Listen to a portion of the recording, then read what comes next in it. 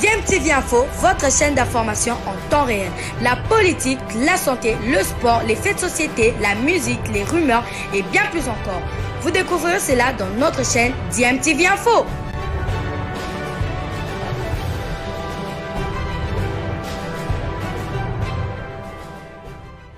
Vous êtes sur DMTV, bonjour ou bonsoir, tout dépend de l'heure à laquelle vous nous suivez. Tout plaisir est pour nous de vous retrouver, mais surtout de savoir que vous êtes nombreux en train de suivre votre chaîne YouTube DMTV. DMTV qui vous propose l'actualité, vous propose également des analyses et des réflexions sur des sujets d'actualité, sur des faits sociaux ou tout simplement sur des réalités que nous observons ici chez nous en République démocratique du Congo. L'actualité, c'est aussi la classe politique congolaise divisée et qui continue toujours à être divisée sur l'opportunité de cette intervention ougandaise dans la partie est de la République démocratique du Congo. Vous le savez, les troupes ougandaises sont entrées à l'est du pays pour qu'ensemble avec les forces armées de la République démocratique du Congo, qu'ils puissent traquer et anéantir les forces négatives, notamment les ADF, qualifiées de forces terroristes. Et cette intervention de l'armée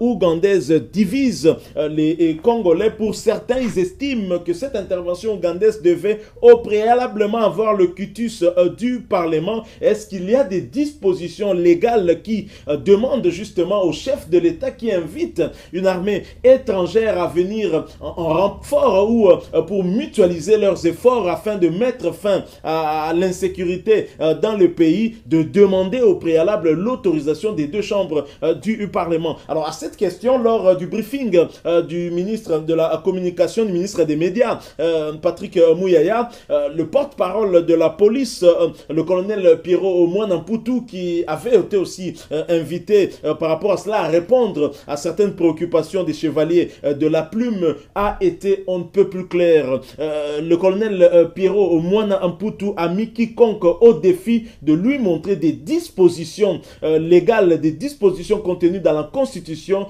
qui conditionne une telle invitation par le quitus de l'Assemblée nationale ou du Sénat. Je propose de le suivre en train de répondre à la question qui lui a été posée par Pero Luara. Nous nous retrouvons tout de suite après, suivant le colonel Pierrot Mouanamputu.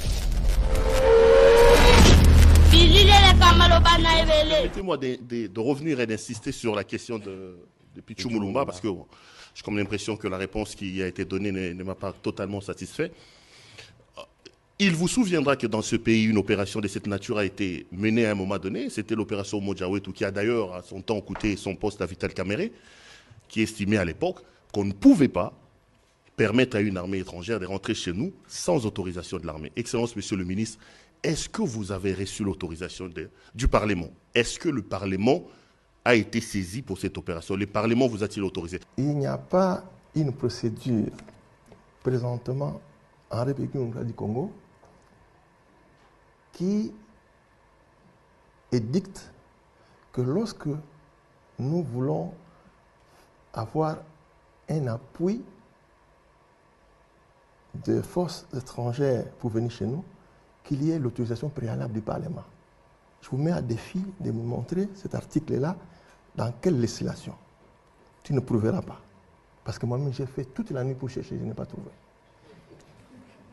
C'était de la sensation à l'époque.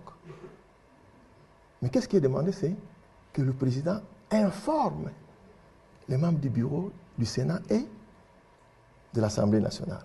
Avez-vous posé la question au président de l'Assemblée et du Sénat qui n'ont pas été informés? Et pour le cas d'espèce, ce sont eux qui ont demandé. Ils ont fait la recommandation. Et comment vous ne voulez pas accepter qu'ils ont fait la recommandation? Ils disent, vous voulez que nous soyons informés? Nous vous demandons nous-mêmes d'aller auprès pour la mutualisation des forces. Et vous avez entendu le président de la commission de défense le dire. Et vous voulez maintenant poser la question, quelle autorisation?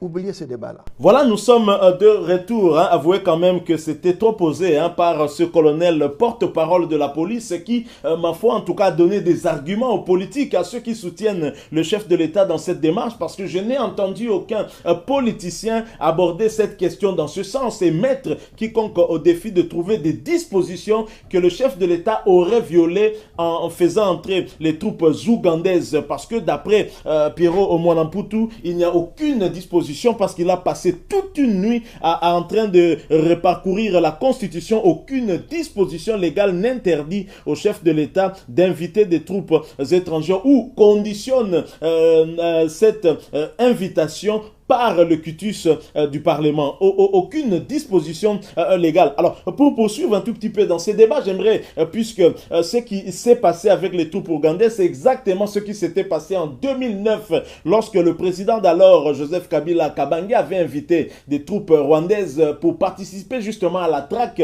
des FDLR et d'autres forces négatives. On sait qu'à cette époque-là, le président de l'Assemblée nationale, c'était Vital Kamerhe, et ça lui avait coûté sa place parce qu'il voulait justement que cette intervention des troupes rwandaises soit conditionnée par l'accord ou le cutus de l'Assemblée nationale. Et finalement, on avait mis pression à Vital Kamerhe pour qu'il puisse démissionner. Et c'était alors son divorce d'avec Joseph Kabila Kabange. Alors le professeur Mokonda Bonza revient sur cette affaire en faisant justement allusion à ce qui s'était passé en 2009 avec Vital Kamerhe qui avait été évincé de son poste de président de l'Assemblée nationale. Il nous donne même une disposition constitutionnelle et que nous allons lire pour vous après son intervention. Je vous propose d'abord de l'écouter, ensuite nous revenons pour conclure ce sujet combien intéressant. Je vous rappelle que vous suivez DMTV. Si vous êtes nouveau ou ancien, que vous ne vous êtes pas encore abonné, s'il vous plaît, n'hésitez pas, abonnez-vous et n'oubliez pas d'activer la petite cloche de notification en cliquant tout simplement sur celle que vous verrez apparaître dès que vous serez abonné, parce qu'elle va vous permettre de ne plus rien manquer des prochaines vidéos que nous allons vous proposer. Suivant le professeur Mokonda Bonza, ancien directeur de cabinet du président Mobutu. Nous nous retrouvons tout de suite après.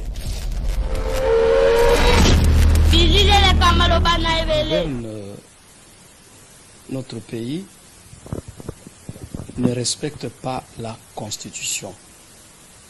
Ce qui vient de se faire par le président Félix-Antoine Tshisekedi est vraiment triste, parce que il refait ce que son prédécesseur, Joseph Kabila, avait déjà fait en 2009.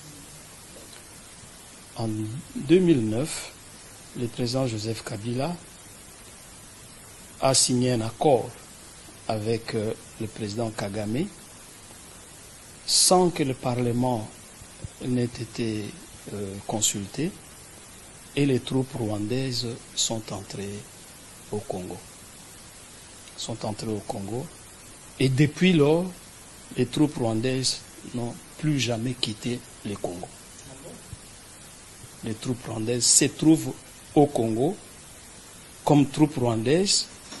Elles se trouvent également au Congo au sein des FARDC.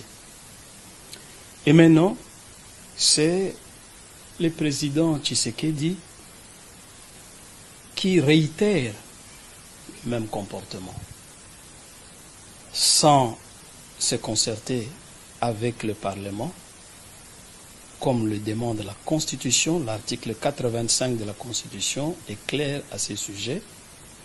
Le président peut prendre une décision concernant soit l'état d'urgence ou soit l'état de siège, mais il doit en informer le Parlement. En 2009, Joseph Kabila n'avait pas informé le Parlement. Et quand Vital Kamerhe avait protesté, on a obligé Vital Kamerhe à démissionner. Et je me rappelle que j'étais au Sénat.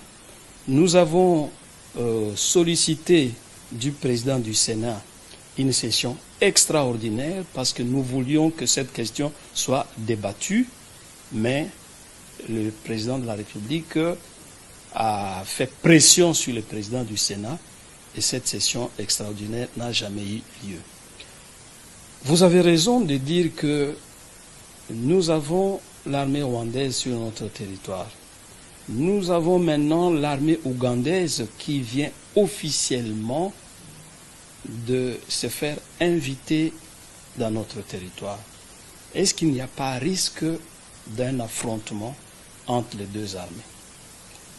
Surtout qu'en l'an 2000, voilà, nous sommes de retour. Hein. Vous venez de suivre là le professeur Mokonda Bonza. Alors, à vous de vous faire votre propre opinion. Si vous êtes juriste, je pense que vous allez vous pencher soit du côté du colonel Pero Mwanamputu, porte-parole de la police, soit du côté du professeur Mokonda Bonza, qui lui a fait allusion à l'article 85 de la Constitution. Est-ce que cette allusion répond à la préoccupation du colonel Mwanamputu, qui a mis quiconque au défi de lui donner une disposition légale, une disposition contenue dans la Constitution qui conditionne une invitation pour la mutualisation des forces par un quitus de l'Assemblée nationale ou du Parlement, c'est-à-dire les deux chambres consultées au préalable. Je vais vous lire cette disposition de la Constitution, l'article 85 qui dit « Lorsque des circonstances graves menacent d'une manière immédiate l'indépendance ou l'intégrité du territoire national ou qu'elles provoquent l'interruption du fonctionnement régulier des institutions, le président de la République proclame l'état d'urgence ou l'état de siège après concertation avec le Premier ministre et les présidents des deux chambres conformément aux articles 144 et 145 de la présente Constitution. Il en informe la nation par un message.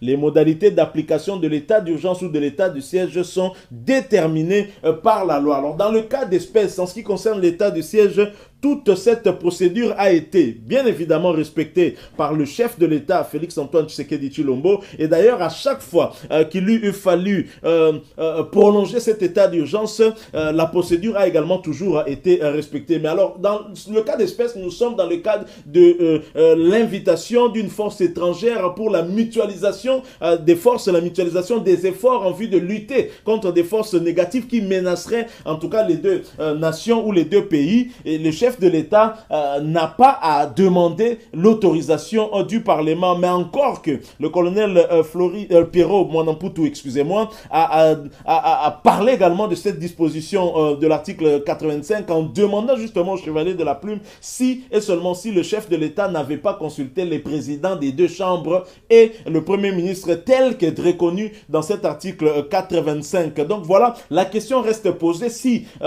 les chevaliers de la plume n'ont pas eu à trouver des réponses par rapport à cette demande du colonel Pero Mwanamputu, porte-parole de la police. À vous qui nous suivez, vous êtes juriste et que vous connaissez une disposition qui mettrait à mal, en tout cas, cette invitation des troupes ougandaises à entrer au pays et que le chef de l'État aurait violé, donnez-la nous en tout cas. Nous ferons le plaisir de revenir encore ici avec un autre sujet pour en parler cette fois-ci et peut-être pour interpeller le colonel Pero Mwanamputu. En tout cas, pour l'heure, je pense que ce sera un peu compliqué de pouvoir trouver cette disposition. Donc on peut dire que l'entrée des forces ougandaises s'est faite de manière la plus légale possible puisque c'est le gouvernement congolais à travers le numéro 1 de l'exécutif, le chef de l'État, Félix-Antoine Tshisekedi, qui a invité ce pays et cette armée à venir mutualiser ses forces. Alors maintenant, ce qui m'inquiète, c'est ce qu'a dit le professeur Mokonda Bonza, que depuis 2009, que les troupes rwandaises étaient entrées ici, ils ne sont jamais partis. C'est quand même assez grave hein, cette déclaration et j'espère qu'on pourrait peut-être plus tard avoir un peu plus d'explications. Est-ce que ce sera le cas avec les forces ougandaises aussi? C'est cela en tout cas l'inquiétude qu'ont beaucoup de Congolais. Je rappelle que le professeur Mokonda Bonza lui-même est originaire de l'Est du pays. Il est donc quand même mieux placé pour pouvoir parler de cette insécurité qui règne de ce côté-là et pouvoir parler également de ce que ses compatriotes ont constaté de ce côté-là depuis que les troupes rwandaises étaient entrées officiellement en 2009 sur invitation de l'ancien président Joseph Kabila à Kabange. Voilà, nous sommes arrivés à la fin de ce sujet que nous avons voulu partager avec vous. Si vous l'avez aimé, laissez-nous un maximum de j'aime. Merci de partager avec nous votre propre opinion. Vous avez une réponse par rapport à ce défi qu'a lancé le colonel Pero Mwanamputu. N'hésitez pas à nous donner cette disposition légale contenue dans cette constitution et nous ferons un plaisir de faire un autre sujet en vous citant sur ce sujet, évidemment en échangeant avec avec d'autres amis également. Et merci de vous abonner donc et d'activer aussi la notification. Il suffit de cliquer pour cela. Hein. C'est la petite cloche que vous verrez apparaître dès que vous serez abonné. Elle vous permettra de ne plus rien manquer des prochaines vidéos que nous vous proposerons. Encore une fois, merci. En espérant vous retrouver bientôt avec un autre sujet d'actualité. En attendant, portez-vous bien et DMTV vous dit au revoir.